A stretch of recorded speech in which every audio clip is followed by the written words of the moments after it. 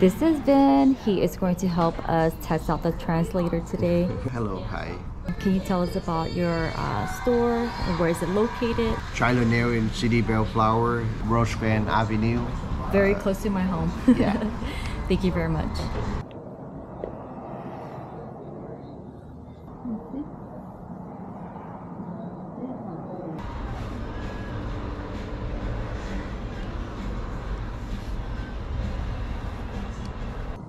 When did you start this nail salon?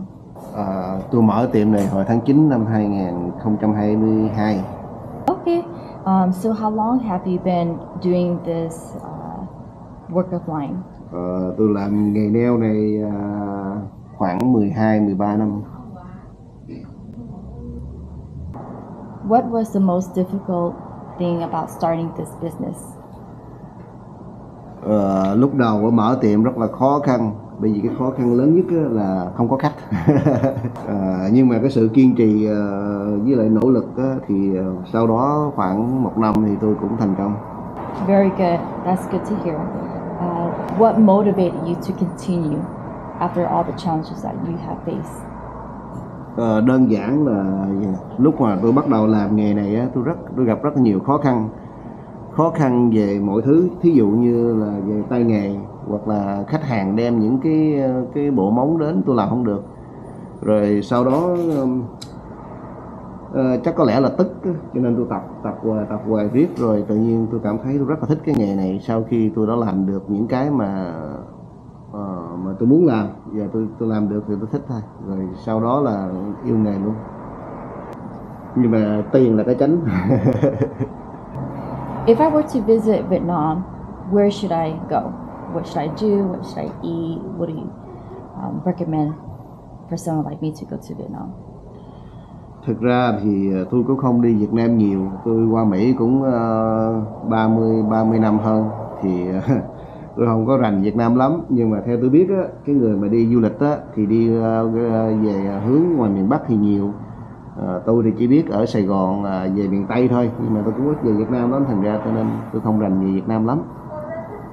Nhưng mà về Việt Nam mà ăn cơm phở thì phở hay cơm tấm này nọ đồ, bún riêu này kia nọ, thì đó là những cái món mà truyền thống của người Việt Nam thôi, thì cứ thử mấy cái món đó cũng là được.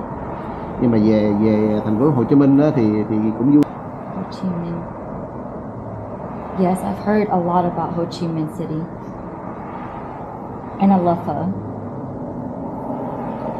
Do you recommend this translator to someone who doesn't speak Vietnamese?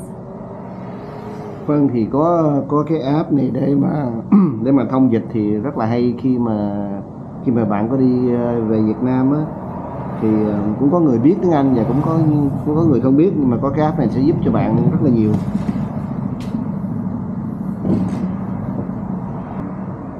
How accurate do you think this translator is to you? Theo tôi thấy thì nó khoảng 95%. About 95%. Well, that's great. That's a very high percentage. I'm glad it's working well, and I do enjoy our time together here at the salon. You've done an amazing job with my nails so far. I would highly recommend this place to so many people. People have asked me about your nail art from time to time, and I hope your business grows the next 5-10 years and so on. Good luck to you. Cảm ơn bạn rất là nhiều. Thì lúc nào cũng vậy, tôi sẽ cố gắng làm cái gì tốt nhất tôi có thể. Thí dụ như là đem những cái mẫu mới nhất, hay là làm nó last long, tức là nó bền, nó đẹp vậy thôi. Okay, thank you. Oh, that is great. It worked very, very well, more than expected. Do you think it's cool, right? Whatever we talk, they are very much translate. People are gonna understand very, Very like accurate, I right? say, yeah, 90% is pretty good. Yeah, 90% is very high. 12, 13, 5 years?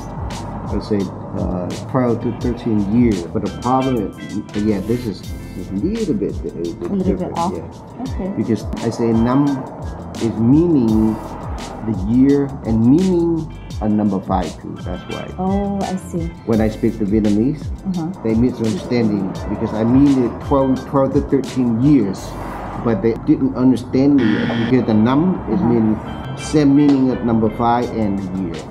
I see. You know what I mean? Yes, I understand. They kind of a little slow. Oh yeah, you can speak slower.